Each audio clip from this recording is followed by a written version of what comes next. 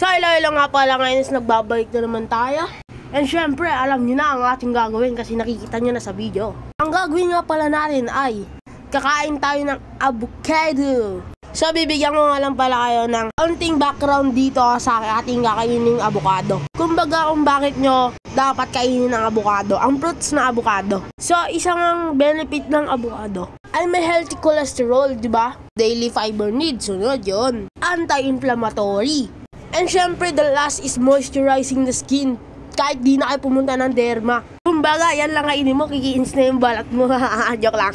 So, ito na nga pala, iniwa-hiwa natin yung ating avocado ng hindi ko alam, pero parang pangmangga yata to eh. Di ko alam kung bakit yan yung ginawa ko. Pero, ang alam ko kasi mga ganyan is pangmangga. Ang lakas ng trip ko, men. Hindi ko alam kung bakit ginawa ko ganyan yung avocado. Pero at least, hindi ganyan. Hanggang hindi tayo common. Baga tayo ay rare.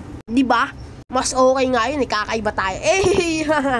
So, makinig nga lang pala kayo sa aking mga step by step. Aking ingredients. So, ang mga ingredients nga lang pala nito, syempre, avocado, fresh milk, at saka syempre, asukal. Para sweet katulad ko. Hindi naman ako katulad ng sa kachat nyo eh. Sa una lang sweet. Di consistent. Kadiri, red flag, Joke lang. So ayan na, lalagyan na nga pala natin ng fresh milk para maging fresh ang iyong buhay sa takbo ng iyong conversation sa iyong kachat. Joke lang. So mas trip ko nga pala to kasi yung, alam niyo yung mga powder lang ng gatas. Pero ito mas gusto ko, pero masarap din naman yan. Pero masarap to. Para sa akin mas masarap to.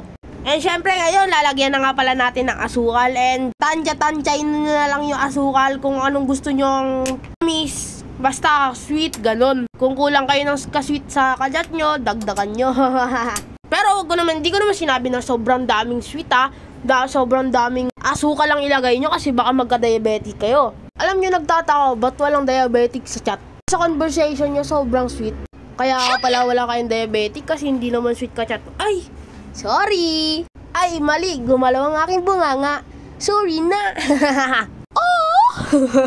So, anong tinikman ko nga pala sa akin is kulang ng sweet yung chat nyo. Hindi. Kulang ng sweet yung avocado, yung gatas ganun. Kaya dinagdagan ko pa ng sweet yung kachat. Mali. Dinagdagan ko pa ng sweet yung ating kakaining avocado. Buti ba tong avocado? Healthy. Yung conversation nyo, dying. Sorry na, Pero in fairness, no? Ang sarap ng may kasweet na kachat. Yun lang, wala ka nun. Pero hindi, masarap talaga tong avocado na ginawa ko. Kasing sarap ng may jowa, kaso wala ka nun. Na naman. So hanggang dito na lang kasi masyado na naman kayo nasaktan dito sa episode na to.